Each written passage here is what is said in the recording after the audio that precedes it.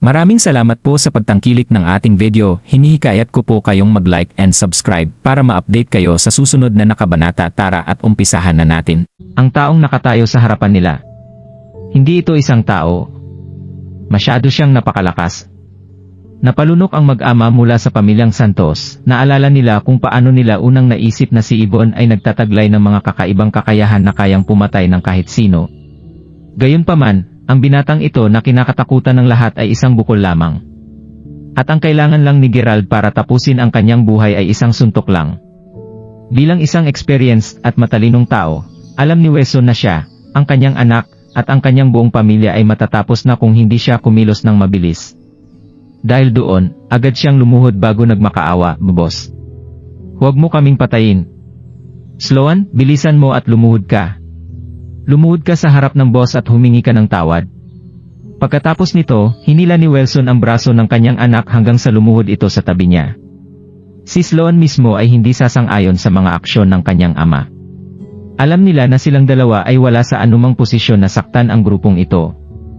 Good, sabi ni Gerald sabay ngiti. Nang marinig iyon, umiiyak si Wesson habang sumasagot, salamat at hindi mo kami pinatay, boss. Oh? Hindi ko sinabi na hindi ko kayo papatayin. Dapat alam nyo na binigyan ko kayo ng maraming mga pagkakataon para manghingi ng tawad, pero hindi nyo ito ginawa. Para sa kaalaman mo, nanumpa ako noon na papatayin ko ang sinumang unang magtangkang pumatay sa akin. Siyempre kailangan ko ring patayin ang buong pamilya nila. Dahil doon ay kailangan kong isagawa ang pinangako ko sa inyong dalawa, ganti ni Gerald. Aano, nauutal na sinabi ni Wesson habang pawis na pawis siya at dahan-dahang umupo sa lupa. Kung alam ko lang dati kung gaano kalakas ang mabangis na demonyong ito, hinding-hindi ako maglalakas loob na saktan siya. Pagkatapos nito, naging madali na ang lahat para kay Gerald lalo may hina na lamang ang mga ito. Pumunta na ang grupo sa Ancient Tomb at naalala ni Gerald kung paano niya tinatakan ang libingan ng isang formasyon pagkatapos niyang malaman kung saan nakatago si Lemis. Iniwan niya ito noon dahil marami pa siyang kailangang alamin sa oras na iyon. Gayunpaman, ang ilan sa kanyang mga nakaraang katanungan ay nalutas na. Marami pa siyang nalaman tungkol sa Sun Lingui at naramdaman niyang malapit na niyang malaman ang tungkol sa grupong iyon. Gayunpaman, ayon kay sila, ang Makusyon ay may isisiwalat pang mas maraming impormasyon kung hindi nasira ang kanyang Deler Foundation. Sa kabila nito, sapat pa rin ang isiniwalat nito para masaksihan ni Gerald at ng iba pa ang ilang insidente sa ilang mahalagang lokasyon tulad ng Ancient Tomb at ang Crawford Manor. Nag-alala ang grupo na baka may mangyari sa mga lokasyon na ito, kaya nagmadali sila. Nagsalita si Gerald nang makita niyang malapit na sila sa kuweba ng Ancient Tomb. Alam mo, maswerte ako na pinilit ako ni Christopher na pumasok sa Underground Palace noong hinahabol pa niya ako. Kung hindi ko na mahanap si Lemis. Mabuti na lang at sinigurado kong isyel ang lugar na ito bago ako umalis. Habang papalapit sila, nagulat si Gerald sa kanyang nakita. Natatandaan niyang nasela niya ang kuweba gamit ang isang malaking bato. Gayunpaman, mukhang may isang taong dumurog sa batong iyon. Naramdaman ni Gerald na bumilis ang tibok ng puso niya nang makita niya ang mga bato na nakakalat, parang may mali. Pinanood nila na pumasok si Gerald sa kuweba at hindi maiwasan nina Peter at sila na mapatingin sa isa't isa. Napakaraming mga emosyon ang makikita sa mukha ni sila habang sinusubukan niyang iproseso ang lahat ng nangyayari. Isinantabi niya ang kanyang mga iniisip at pagkatapos ay lumundag siya hanggang sa tuluyang tumayo sa tabi ni Gerald. Si Gerald ay pansamantalang naparalisa sa sobrang gulat. Nakita niya na magulo na ang kuweba, ang anaconda na naninirahan dito ng kahit libu-libong taon ay patay na rin. Nang makita niya ang malinis na butas sa ulo ng ahas, maliwanag na napatay ito gamit ang isang move lamang.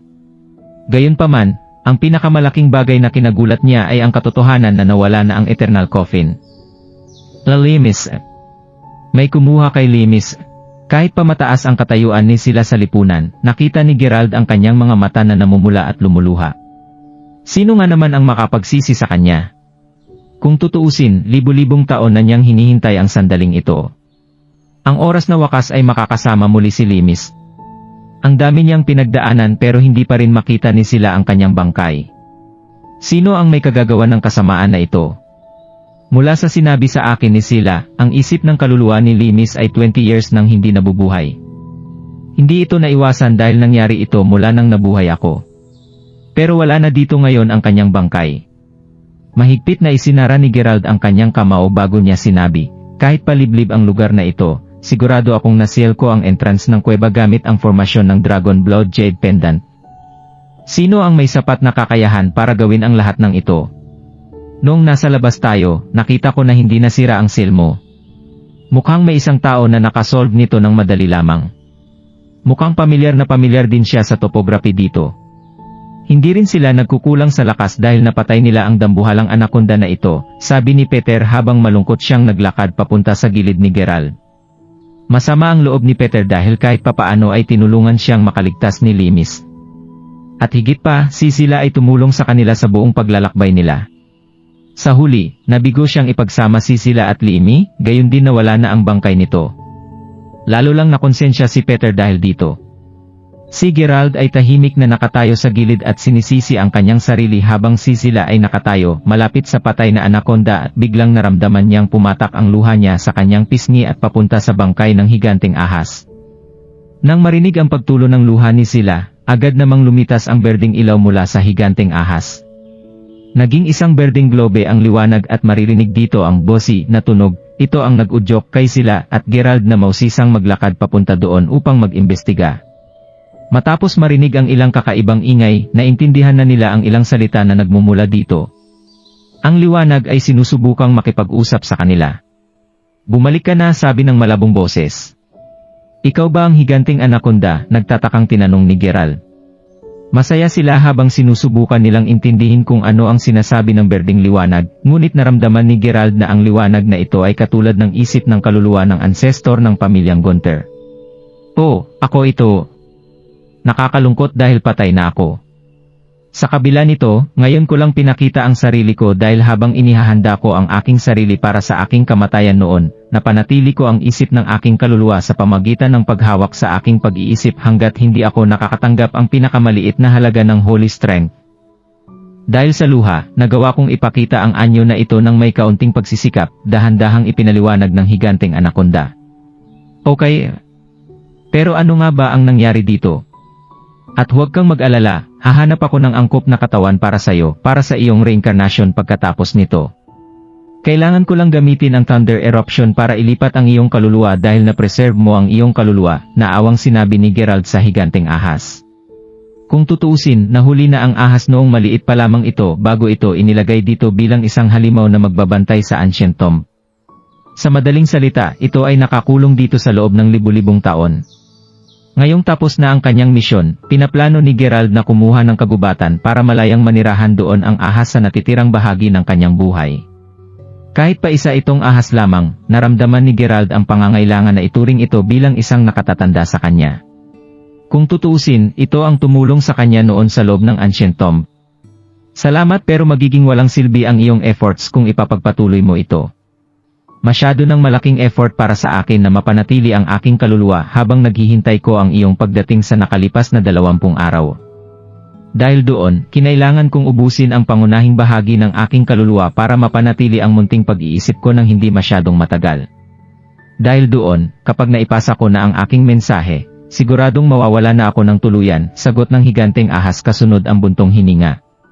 Naramdaman ni Gerald ang kalungkutan sa boses ng ahas, at alam niyang gusto nito na pumunta sa mundo. Huwag mong sabihin yan. Paniguradong may paraan para iligtas ka. Marami akong ideya kung paano makamit iyon, mabilis na sinabi ni Gerald. Hindi pinansin ng ahas ang sinabi niya, ngunit sumagot ito habang nanghihina ang kanyang boses. Ako ay pinatay ng isang napakalakas na nakamaskarang matandang lalaki. Mag-ingat ka kung sakaling makasalubong mo siya. Ang taong iyon ay masyadong malupit, pero mukhang kilala ka rin niya. Kinuha niya ang bangkay ng God of War mula sayo. Isang nakamaskara na matanda. Bulong ni Gerald at sila habang nakatingin sila sa bawat isa. Bakit mo sinabi na kilalang kilala niya si Gerald? Tanong ni sila habang nagpupunas ng luha habang nakatingin sa berdeng liwanag. Dahil alam niya ang lugar na ito. Ang formation na ginamit ni Gerald para isil ang kuweba ay ang formation ng Jade Pendant, isang formation na ipinagkaloob ng God of War kay Gerald. Walang alinlangan na hindi ito kayang lutasin ng mga ordinaryong tao, ginawa iyon ng matandang iyon ng napakadali. Pagkatapos niya akong patayin, gumamit siya ng ilang methods para imbestigahan ang bangkay ng God of War at binanggit niya ang pangalan ni Geralt ng maraming beses. Bukod pa doon, paulit-ulit din niyang inulit ang salitang sikreto. Dahil dito ay naisip ko na kilalang-kilala niya si Geralt, paliwanag ng higanteng anaconda. Pero mukhang hindi niya nakuha ang gusto niya at ito ang nag-udyok sa kanya na ilayo ang Eternal Coffin. Sa kabutihang palad, hindi pa niya na-realize ito noong panahong iyon na mayroon akong mas malakas na kapangyarihan sa aking kaluluwa. Ito ay dahil na rin nabubuhay ako ng libu-libong taon. Kahit papatay na ang aking katawan, ang aking kaluluwa ay nanatili pa rin kaya nakita ko ang lahat ng ito, dagdag ng ahas. Nang marinig iyon, napakunot noo lang si Geralt habang malalim ang kanyang iniisip. Gaya nga ng sinabi ng ahas, ang formasyon ay naka-embed sa kanyang mga alaala sa pamamagitan ng Jade Pendant. Naisip ni Geralt na hindi nakakatulong kung masyado niyang hukayin ang isip niya tungkol dito, kaya naisip niya kung sino ang nakakaalam tungkol sa lugar na ito. Bukod kay Christopher, ang kanyang lolo, at ang misteryosong taong nagdala sa kanya dito, wala nang ibang maisip si Geralt. Ang misteryosong tao na iyon ay hindi na muli nagpakita kay Geralt pagkatapos nito. Alam niya na may nangyari para mamatay si Christopher sa napakasamang kamatayan, ngunit hindi sigurado si Geralt kung buhay pa ba ang kanyang lolo at ang iba pa na nagtungo sa Pledge of the Holy Water na kasama niya. Sa totoo lang, hindi niya ito masyadong pinag-isipan. Gayunpaman, nangangahulugan iyon na ang kanyang lolo at si Christopher ay hindi maaring maging salarin ng insidenteng ito. Dahil dito, ang misteryosong tao ang taong may kagagawa ng lahat ng ito. Ang misteryosong tao, hindi kaya siya iyon. Pero hindi ito makabuluhan. Siya ang nagdala sa akin sa Eternal Coffin. Ginawa niya ba iyon sa kanyang kabutihang loob? Napaisip si Geralt nang maalala kung paano nag-iwan sa kanya ng clue ang misteryosong tao nang makatagpo siya ng isang brick wall habang iniimbestigahan niya ang Sun Lagoon noon. Sa tulong ng kanyang clue, araw-araw na umunlad ang lakas ni Geralt. Ipinadala niya sa akin ang mapa na iyon papunta sa Eternal Coffin nang hindi pinapakilala ang kanyang sarili. Sinabi niya na pumunta ako doon ng mag-isa.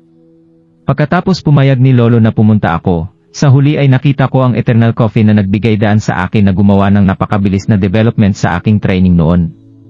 Pagkatapos nito, sa wakas ay naghiganti ako para sa aking pamilya sa pamagitan ng pagpatay sa pamilyang Moldel.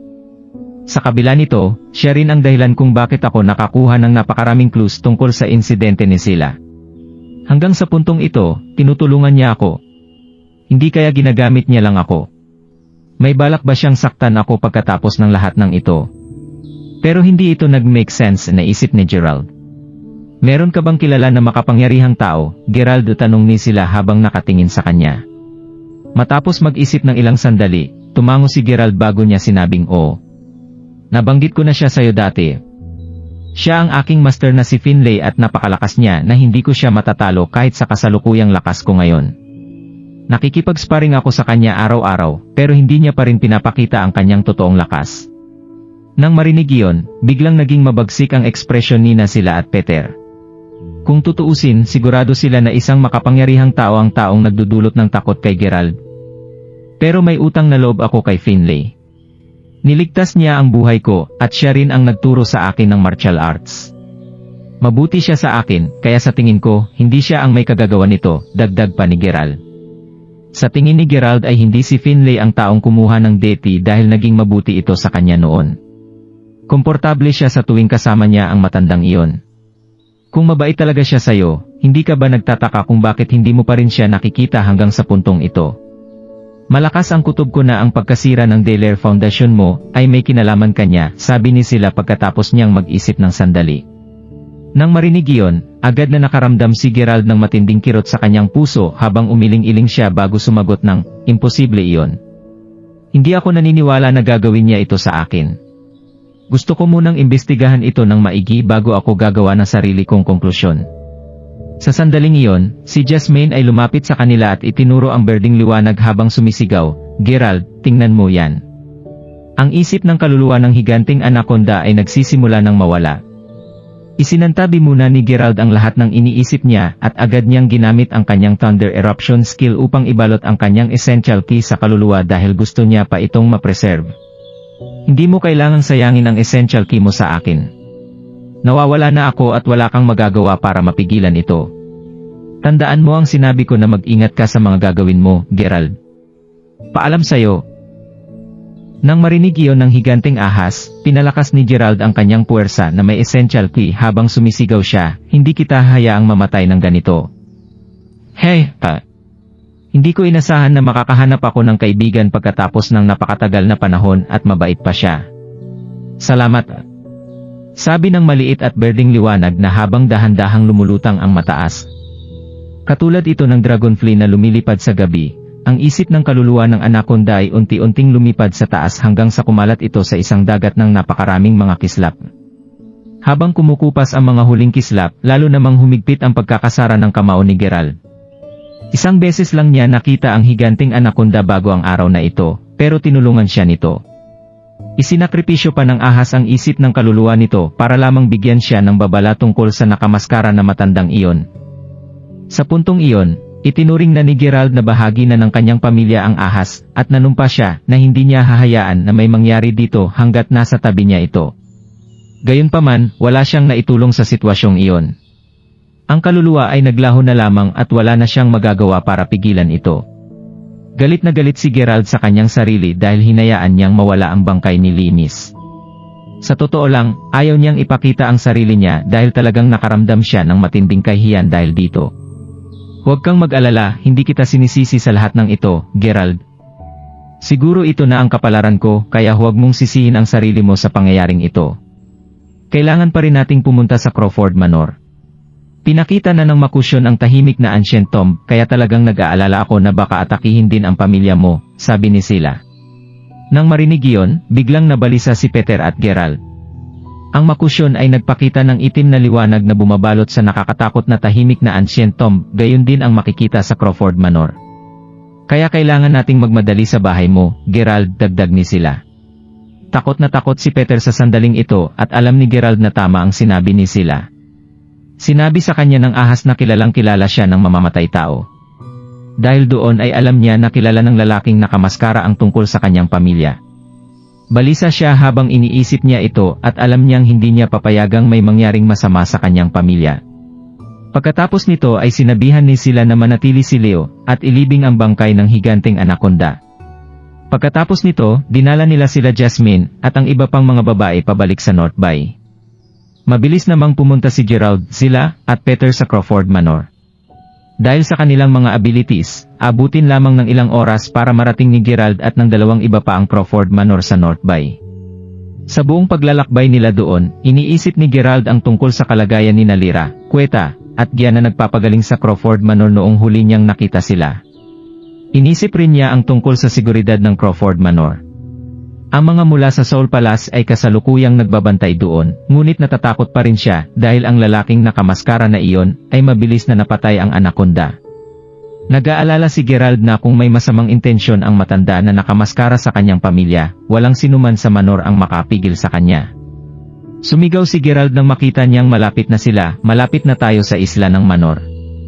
Dahil medyo mas mataas ang training ni Gerald kaysa sa dalawa, siya ang unang nakarating sa isla. Gayunpaman, nag-aalala agad siya nang tumapak siya doon nang makita niyang walang taong makikita sa paligid ng malawak na Manor. Hindi ito ang kinilala niyang lugar na parating abala. Ang patay na katahimikan ay medyo nakakatakot din. Nahulaan ba talaga ng makusyon ang pagkamatay ng kanyang pamilya tulad ng nakita niya sa mga pangyayari sa ancient tomb? Naramdaman ni Gerald na lalong tumataas ang kanyang ki habang nababalisa siya ngayon. Nanghina ang kanyang mga binti habang naglalakad siya papunta sa malaking pintuan ng Crawford Manor. Nang pumasok siya sa loob, ang tanging sumalubong kay Gerald ay kadiliman at katahimikan. Takot na takot siya ngayon at talagang nag-aalala siya, kaya hindi siya makagalaw sa kanyang kinatatayuan. Hindi niya inasahan na makikita niya ang parehong eksena na nakita niya sa ancient tomb. Kahit pa natatakot siya, alam niyang kailangan niyang makita ang buong sitwasyon. Dahil doon, dahan-dahan siyang pumasok sa Manor. Sanay siya sa masiglang Crawford Manor noon kaya nakaramdam siya ng matinding takot nang makita niya ang itsura nito ngayon. Sa oras na iyon, inactivate niya ang kanyang Holy Sense para makita kung meron pang anumang buhay sa loob ng Manor. Ayaw niyang sumuko, kaya mabilis siyang pumunta sa kabilang Manor. Sa sobrang bilis niya, hindi nagtagal ay natapos na niya ang paghahanap sa bawat sulok ng mansyon. Sa kasamaang palad, nalungkot lamang siya nang makita niya ang resulta ng kanyang pagsisikap. Nalungkot siya na wala siyang nakitang tao dito, pero kahit papaano ay natuwa siya dahil ang sitwasyon na ito ay hindi katulad ng mga kondisyon sa Warhill Island na ipinakita ng Makusyon. Sa madaling salita, nakahinga siya ng maluwag na wala siyang nakitang bangkay. Ang ibig sabihin nito ay may pagkakataon pa siyang iligtas ang kanyang pamilya kahit pa nawawala sila. Saan kaya sila pumunta, naisip ni Gerald nang madismaya siya na wala siyang nakitang tao sa loob ng mansyon. Ligtas ba sila ngayon? Naisip ito ni Gerald habang sumusugod sina Peter at sila. Nakita nila nagpagkadismaya ni Gerald at hindi na nila kailangang tanungin kung ano ang natuklasan ni Gerald.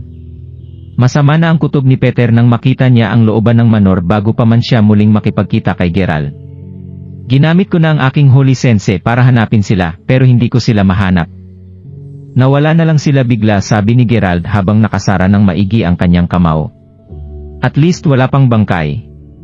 Huwag tayong masyadong mag-alala. May posibilidad na ligtas sila ngayon, sagot ni sila habang papalapit kay Gerald at hinawakan niya ang kamay nito. Sana nga. Naisip ko kung may kinalaman dito ang matandang nakamaskara. Kung oo, hindi lang niya ninakaw ang bangkay ni Limis, kundi inagaw din niya ang lahat ng miyembro ng pamilya ko, naisip ni Gerald habang nakakunot. Pagkatapos niyang mag-isip, nagpanting ang mga tainga nina Gerald at Peter nang dahan-dahan silang lumingon sa likuran nila. Doon makikita ang indoor well na importante para sa pamilyang Crawford. Nagtinginan sila sa bawat isa at sigurado silang dalawa na may narinig silang boses mula sa loob ng balon. Tumango si Gerald bago tumakbo si Peter patungo sa balon. Inunat niya ang kanyang braso habang sinusubukang kunin ang nasa looban. Pagkatapos niyang mahawakan ang isang bagay, agad itong kinaladkad ni Peter palabas ng balon. Lumabas dito ang isang mataba na lalaki na basang-basa mula ulo hanggang paa. Nanlaki ang mga mata ni Gerald nang makita niya ang taong nasa looban ng balon, matagal na siyang nakalubog doon. Sa sobrang lamig ng tubig doon, hindi siya nakita ng holy sense ko. Sino ka? At bakit ka nagtatago sa balon sa bahay ko? Tanong ni Gerald habang nakakunot ang kanyang noo. Sigurado si Gerald na hindi parte ng pamilyang Crawford ang lalaking ito. Ang pangalan ko ay Wesley, Mark Crawford, at isa akong manager mula sa isa sa mga economic area sa Weston. Masaya akong makilala ka, Mark Crawford, sigaw ng lalaki nang agad siyang lumuhod sa harap ni Gerald. Hindi mo sinagot ang tanong ko, Wes. Bakit ka nagtago sa balon? Tanong ni Gerald. May nangyari sa economic area sa hometown ko. Kinukontak ko ang pamilya mo sa headquarters, pero hindi sila sumasagot kahit na makalipas ang ilang oras. Sa huli, hindi na maantala pa ang mga importanteng gawain kaya nagpasya akong pumunta dito ng personal 2 araw na ang nakakaraan para gumawa ng report. Nakarinig ako ng mga balita na may nangyari sa pamilyang Crawford, pero hindi ko ito pinansin hanggang sa dumating ako. Pero nang dumating ako, naramdaman ko na kakaiba dahil wala man lang mga bodyguard sa pasukan. Nagtaka ako kaya pumasok ako para tingnan kung anong nangyari. Paliwanag ni Wes bago siya huminga ng malalim. Anong nakita mo? Tanong ni Gerald. May nakita akong mga bangkay. Marami sa kanila ay mga bodyguard ng pamilya mo. Natatandaan ko rin na nakarinig ako ng nakakatakot na sigaw na nagmumula sa likod. Takot na takot sa mga oras na iyon at ang nasa isip ko lang ay ang maghanap ng mapagtataguan. Doon ako aksidenteng nahulog sa balon. Sinuri ni Peter si Wes na humihinga ng malalim bago siya nagtanong, nakakatakot na hiyaw.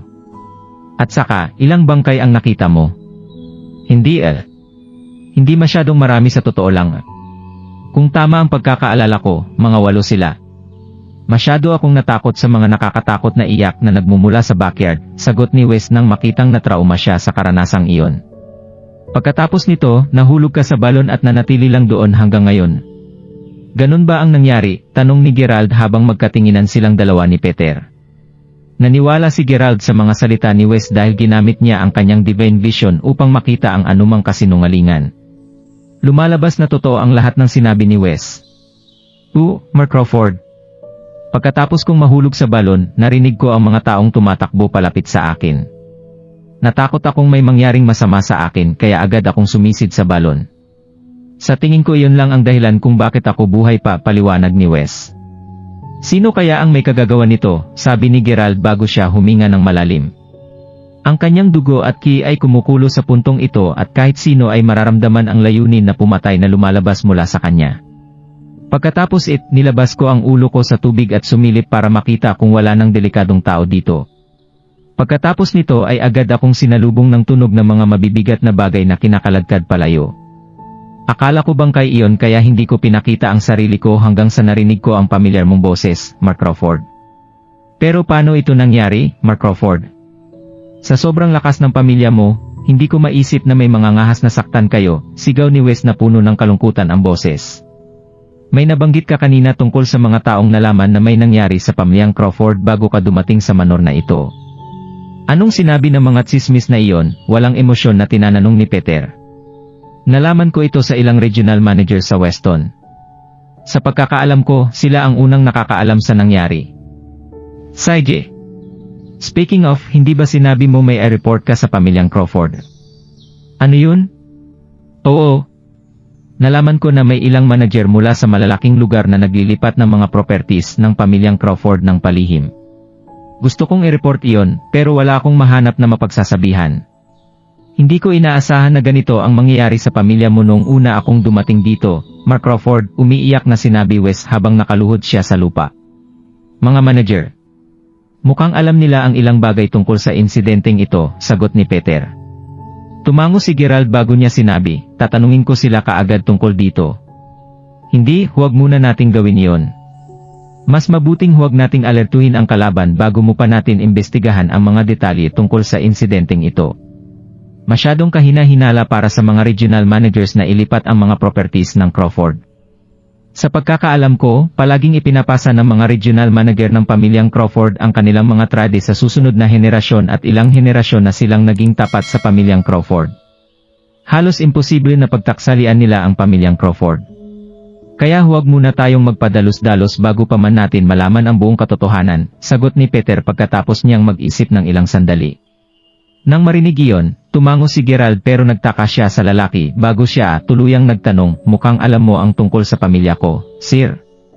Hindi ito ang unang pagkakataon na napansin ito ni Gerald at nakuryos siya kung bakit ang daming alam ni Peter tungkol sa kanya. Matagal mo na ba akong kilala, sir? O nagkita tayo noong bata pa ako, tanong ni Gerald. Nakangiting umiling si Peter bago siya sumagot, tama ang unang tanong mo. Una kitang nakilala noong nag-aaral ka sa university. Naturally, binabantayan kong mabuti ang iyong pang-araw-araw na nararanasan mo noon. Naisip ni Peter na hindi na niya kailangang itago ito at talagang nagulat si Gerald sa sinabi niya. Ano? Pasikreto mo akong pinapanood, sir? Natatarantang tinanong ni Gerald. Hindi tama ang term na pinapanood. Sagot ni Peter habang nag-iisip siya, unti-unting naging solemne ang kanyang ekspresyon. Pero ang dami mong alam tungkol sa akin. Kaya paano mo ako makikilala ng lubos kung hindi mo pinapanood ang bawat galaw ko? Tanong ni Gerald dahil hindi niya maintindihan ang sinabi ni Peter. Sa madaling salita, inoobserbahan ko ang ibang tao na inoobserbahan ka. No. May isa pang taong nagmamasid sa akin mula pa noon. Takot na tinanong ni Gerald. Tulad ng naalala niya, simple at mapayapa lang ang kanyang buhay noon. Pero lumalabas na siya ay sinusubaybayan ng ibang tao sa mga panahon na iyon. Hindi lang iyon, pero ngayon lang niya nalaman na ang mga taong tulad ni Peter ang taong nagmamasid sa kanya. Noong una pa lang ay naisip na ni Gerald na kakaiba si Peter mula nang magising siya pagkatapos siya nitong iligtas. Kilala siya ni Peter at paniguradong hindi lang nagkataon na nandoon si Peter sa panahong iyon. Pagkatapos ipakita ni Peter ang kanyang kabutihan, nalaman ni Gerald na parang naintindihan ng lalaki ang kanyang ugali at katangian. Paminsan-minsan ay gustong tanungin ni Gerald si Peter tungkol doon, pero nilinaw ni Peter na ayaw niyang pag-usapan ito sa tuwing sinisimulan niya ang conversation na ito.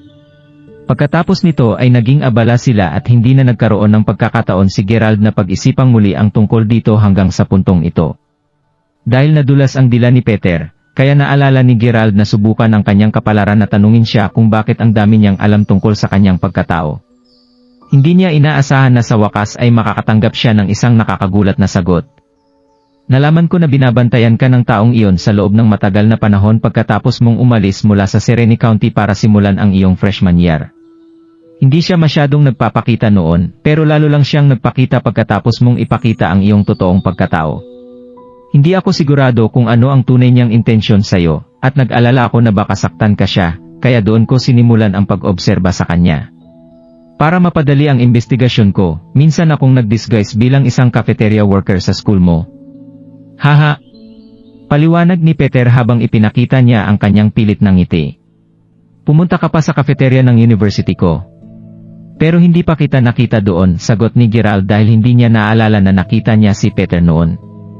Sa totoo lang, hindi makapaniwala si Gerald na may isang kahangahangang lalaki ang nakabantay sa kanya mula sa cafeteria ng kanyang university. Siyempre hindi mo ako nakita doon. Hindi mo kailangang pansinin ang isang random na tao. At saka, madalas akong nanatili sa kusina sa likod at sinisiguro ko na hindi mo ako makikita sa tuwing umaalis ako, sabi ni Peter. Ganoon ba? Sinabi mo kanina na nalaman mo na ini-stop niya ako nung una akong nagsimula sa university. Ibig sabihin may mga dahilan ka rin sa pagpunta mo doon. At saka, sino ka ba talaga? Zero tanong ni Gerald dahil naisip niya na ito ang tamang pagkakataon para makakuha ng impormasyon kay Peter. Saan ba ako magsisimula? Sa totoo lang, hindi ko binalak na makipagkitang muli sa'yo hanggang sa malaman ko kung sino ang stalker mo. Pero may pakiramdam ako na siya ang may pananagutan sa lahat ng nangyari ngayon. Hinala ko rin na napansin na niya na ini-stalk ko siya. Kahit pa inoobserbahan ko siya sa loob ng maraming taon, hindi ko man lang sinabi kay Jasmine ang mga obserbasyon ko sa kanya dahil natatakot ako na malik ang impormasyong iyon sa stalker. Sa puntong ito, naramdaman ko nang hindi ko kailangang itago ang lahat ng ito sa'yo, Gerald, sagot ni Peter habang lumilingon sa curious na si Gerald. Pagkatapos nito, inilagay ni Peter ang kanyang kamay sa kanyang tenga, at dahan-dahang hinubad ang maskarang gawa sa balat ng tao. Kahit pa middle-aged na lalaki si Peter, ang kanyang hitsura ay may lalarawan na isang lalaking sobrang gwapo. Gayunpaman, hindi ang kagwapuhan niya ang dahilan kung bakit dilat na dilat ngayon ang mga mata ni Gerald. Nanginginig ang buong katawan niya dahil alam niya kung sino ang taong iyon. Second uncle. Nauutal na sinabi ng natatarantang si Gerald. Kamukha ng lalaki ang larawan ng kanyang second uncle na hawak niya ngayon. Sumagot si Peter habang hindi makapaniwalang nakatingin sa kanya si Gerald. Ngayon alam mo na sa wakas kung sino ako, Gerald. Ikaw pa lang yan, second uncle. Pero hindi ba, sabi ni Gerald habang lalong bumibigat ang kanyang hininga. Sasabihin ko ito sa'yo sa susunod, Gerald. Sa ngayon, kailangan nating hanapin ang kapatid ko at si Hipag. Kailangan pa nating alam ang tungkol sa insidente ng Pledge of the Holy Water. Hindi ko pa rin alam ang motibo niya kung bakit niya kinuha ang pamilya natin. Hindi ko pwedeng sabihin na hindi ako nag-aalala sa kanila, pero may kutob akong mananatiling ligtas ang pamilya natin sa ngayon. Hindi pa natin alam ang kanyang layunin, pero sigurado ako na hindi siya basta-bastang pwedeng pumatay ng tao, sagot ni Peter habang kalmadong sinusuri ang kanilang kaalaman sa sitwasyon. Nasasabik si Gerald na tumingin sa kanyang tito bago siya tumango at sinabi, tama ka. Nakalaban mo ba ang stalker ko noong inoobserbahan mo ako, tito? May mga clue ka ba na natagpuan sa kanya? Iniwas ni Peter ang kanyang tingin nang marinig niya ang kanyang tanong. Tumikim siya ng saglit pagkatapos ay mahinang sumagot tungkol doon. Wala akong naging dahilan para makipaglaban sa kanya. Wala rin akong alam tungkol sa kanyang tunay na pagkatao. Pero iyon ang alam ko bago natin nakasalubong si Wes. Mula sa sinabi sa atin ni Wes, masasabi natin na ang mga manager mula sa malalaking lugar ang magiging susi para makuha natin ang ating susunod na clue. Isa pa, malakas ang kutob ko na magpapakita siya muli pagkatapos niyang magpakita ngayon. Ano man ang mangyari, paniguradong hulihin ko ang stalker na iyon kung siya talaga ang may pananagutan sa lahat ng mga insidenteng ito. Sa sandaling iyon, biglang nanginig si Wes bago siya tuluyang bumagsak sa lapag. Nang makita iyon, agad na binuhat ni Gerald ang nahimatay na lalaki bago niya sinabing, siguradong nasira na ang kanyang internal organs pagkatapos niyang bumabad ng matagal sa malamig na tubig. Ililigtas ko muna siya, second uncle. Habang naglalakad si Gerald kasama si Wes patungo sa isang kwarto sa manor, humarap si Peter kay sila na may pag-aalala sa kanyang muka. Nang makita iyon, naintindihan agad ni sila ang nasa isip niya at agad niyang tinanong, bas sa lahat ng sinabi mo. Ikaw ba ay mula rin sa Gelatra? Ang Sunligi ba ang nagdala sa iyo doon? Mukhang wala akong maitatago sa iyo, Miss Lockland. Mahirap na naman magtago ng anuman sa mga mata ng Diyos, sagot ni Peter habang nakayuko kay sila. Ang level ng training mo ay tulad ni Leo, kaya nagkaroon ako ng aking hinala na iyon ang nangyari. Regardless, bakit hindi mo sinabi kay Gerald ang buong katotohanan kanina? Curious na tinanong ni Sila. Kung ang stalker ang tinutukoy mo, hindi naman sa ayaw kong sabihin ang totoo, ayaw ko lang sisihin ang stalker hanggat hindi ko nakumpirma na siya ang responsable sa lahat ng ito. Ang isa pang dahilan ay dahil masyado nang nahirapan at nagdusa si Gerald sa lahat ng nangyari.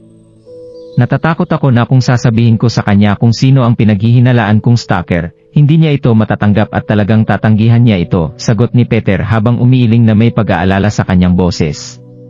Mukhang mahirap ding tanggapin ang katotohanan. Umaasa ako na magiging maayos na ang mga mangyayari mula ngayon. Oo, sa kabila ng lahat ng paghihirap na kanyang pinagdaanan, lahat ng iyon ay bahagi lamang ng kanyang futur. Mula nang ipinanganak siya, nakatadhana na siyang maging isang pambihirang tao. Dahil doon, hindi siya kailanman mabubuhay bilang isang ordinaryong tao, sabi ni Sila. Totoo ayon. Well, ano sa tingin mo ang dapat gawin ni Gerald sa susunod na may mangyari ulit sa kanya? Tanong ni Peter.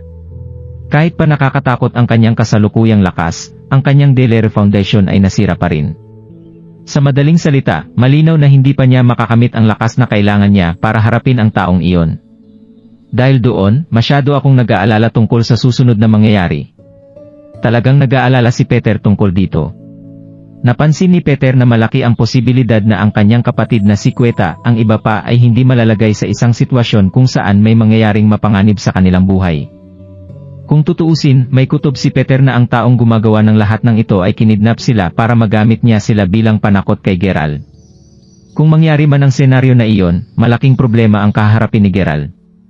Ito ay dahil hindi matatalo ni Gerald ang isang tunay na makapangyarihang tao base sa kanyang kasalukuyang lakas. Sa sandaling iyon, bumalik si Gerald mula sa kwarto at nagtanong, Sila. Second uncle. Anong pinag-uusapan niyo? Pinag-uusapan namin ang tungkol sa iyong nasirang Delere Foundation, sagot ni Sila nang lumingon siya kay Gerald. Alam kong sira na ito. Pero wala akong oras o lakas para ma-recover ito. Kung tutuusin, ang priority ngayon ay imbestigahan kung nasaan ang mga pamilya ko. Pagkatapos nito, kailangan kong simulan agad ang investigasyon sa Pledge of the Holy Water para hanapin ang aking lolo, sabi ng nababalisa na si Gerald. Naiintindihan kong gusto mong simulan ang iyong investigasyon para mahanap mo ang katotohanan sa likod ng mga insidenteng ito, pero sinisiguro ko sa iyo na may makakaharap kang panganib sa buong proseso na iyon. Anong mangyayari kung wala kang sapat na lakas para ipagtanggol ang iyong sarili laban doon? Dahil doon, kailangan mong pagalingin ang iyong Delere Foundation para maimbestigahan mo iyon ng walang paghihirap, payo ni Sila. Tumango si Peter sa sinabi niya, totoo ang sinabi niya, Gerald. Ang priority mo ngayon ay pagalingin ang iyong Delere Foundation. Tandaan mo na kami ni Miss Lockland ay umaasa sa iyo. Intindihan ko, Zilla, second uncle. Paano ko ba sisimulan ang recovery ng aking Delere Foundation? Pagkatapos mong sabihin ang lahat ng iyon, desidido na akong pagalingin ang aking Delere Foundation bago ko man gawin ang iba pang bagay. Pagkatapos kong gumawa ng investigasyon tungkol sa Delere Foundation, nalaman kong mahirap itong pagalingin pagkatapos nitong masira. Kung totoo ang nabasa ko, nag-iiwan din ito ng napakalaking defect sa level ng training ng isang tao, sabi ni Gerald nang maliwanagan siya na maliit ang kanyang tsansa na pagalingin ang kanyang Delere Foundation kahit na sa tulong ng isang bagay na tulad ng makusyon. Masyadong mahirap ang proseso ng recovery tulad ng una niyang naimbestigahan. Totoo na sasailalim ka sa matinding paghihirap sa recovery ng Delere Foundation, pero dapat mong malaman na malaki ang posibilidad na mabawi mo ito. Ang makusyon ay susi sa iyong recovery at para masimulan mo ang proseso ng pagpapagaling, kakailanganin mong gamitin ang kakayahan ng makusyon na hilahin ang strings ng space and time, sagot ni Sila sabay tango. Hilahin ang strings ng space at time, sabay na tinanong ni Peter at Gerald. Tama? Mula sa sinabi sa akin ni Limis noon, ang tunay na kapangyarihan ng makusyon ay nakasalalay sa kakayahan nitong hilahin ang mga strings ng space and time. Kapag nagamit mo ang kakayahang iyon, babalik ka sa isang panahon bago masira ang iyong Delere Foundation. Kapag napunta ka sa puntong iyon, makakayanan mong sumailalim sa awakening ng Heaven bago pa masira ng salarin ang iyong Delere Foundation, paliwanag ni Sila. Parang imposibleng mangyari iyon. Kapag nangyari ito, lumalabas lang na ang makusyon ay isang kakaibang bagay, sagot ni Peter habang tumatango. So, pwede kong ayusin ang aking past mistakes kung nagawa kong mag-time travel, curious na tinanong ni Gerald. Umiling si Sila bago siya nagsalita, diyan ka nagkakamali. Ang makusyon ay may kakayahang hilahin ang mga string ng space and time, kaya kapag nag-time travel ka, ang makusyon ay magkakaroon lamang ng ilang oras bago maubos ang lahat ng kapangyarihan nito. Kapag nangyari iyon, ang makusyon ay mawawala at pilit kang ibabalik sa present. Tumango si Gerald bago sumagot si Sila, ang kasalukuyang kondisyon ngayon ay masyadong malabo.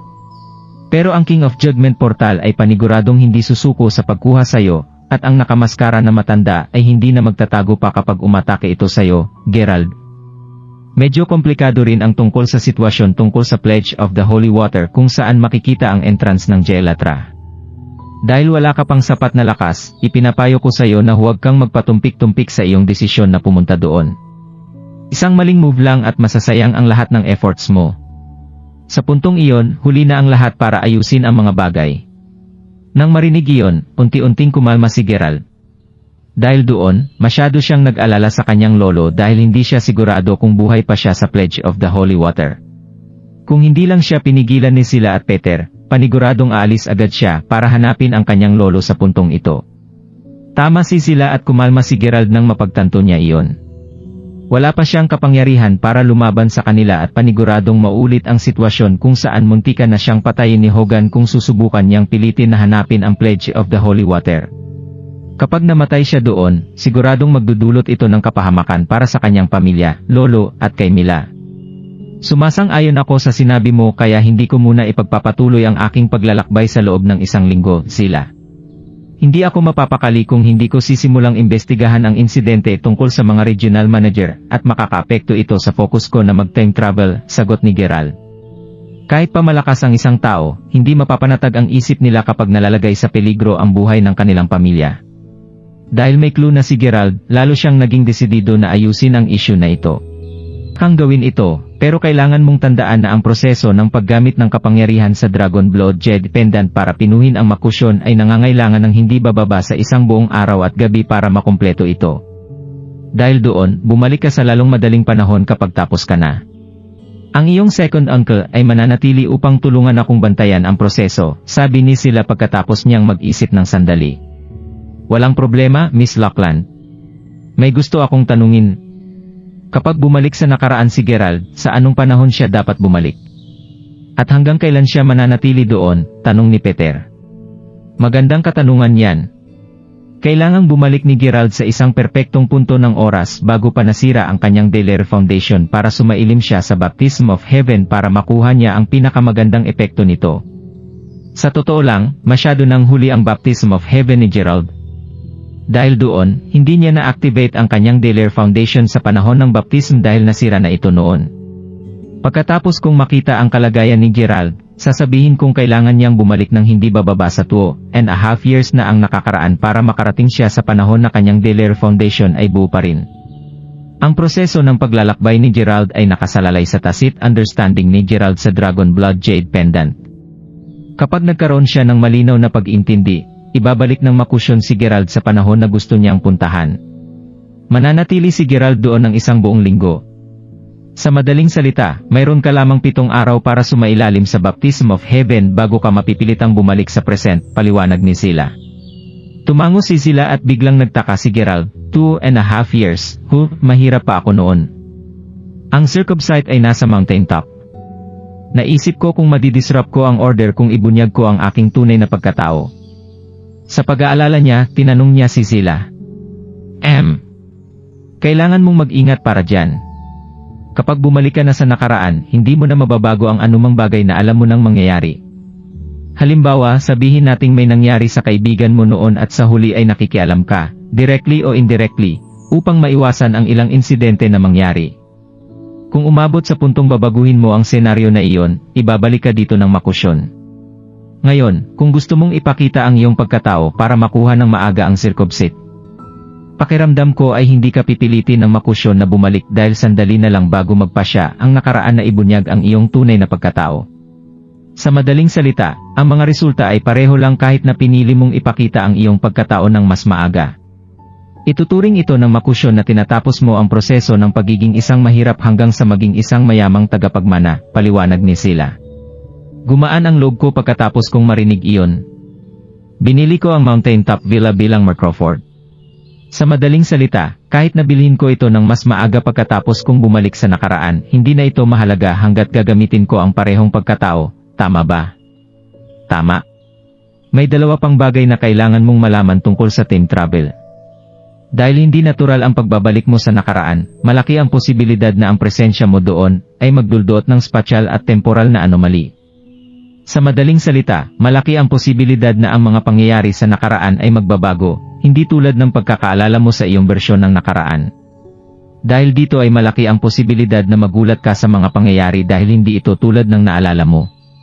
Dahil diyan, hinihiling ko sa iyo na maging mas maingat sa pagharap sa anumang sitwasyon sa hinaharap. Tatandaan ko ito, sagot ni Gerald sabay tango. Good. Pangalawa, dapat mong tandaan na meron pang isang Gerald sa nakaraan. Dahil doon ay kakailanganin mong itago muna ang iyong nakaraang sarili. Kasunod nito, pwede mong kunin ang kanyang pagkatao, at ang mga bagay ay magiging mas maayos para sayo. Tandaan mo na pareho kayong hindi magkikita ng harapan. Kung sakaling makita ka niya, ang makusyon ay agad na masisira at ang lahat ng mga plano natin ay talagang magiging walang kabuluhan, sabi ni Zela. Naiintindihan ko, Zela. Magaling. Kung wala nang iba, bilisan mo at sisimulan na natin ang ating magkakahiwalay na misyon. Tandaan mo na kailangan mong bumalik dito bago maghating gabi bukas. Tumango si Gerald at agad siyang tumakbo patungo sa Mayberry dahil ayaw niyang maantala pa ang mga bagay. Nilipat na sa Mayberry ang headquarters pagkatapos makuha ng kanyang pinsan ang economic area sa Weston. Dahil doon, kailangan niyang bumalik muli sa lugar na iyon kung gusto niyang hanapin sila. Kung nagustuhan mo ang mga ganitong video, huwag mong kalimutan mag-like and subscribe. Panoorin mo na rin ang mga naunang kabanata para lalong maubos ang oras mo.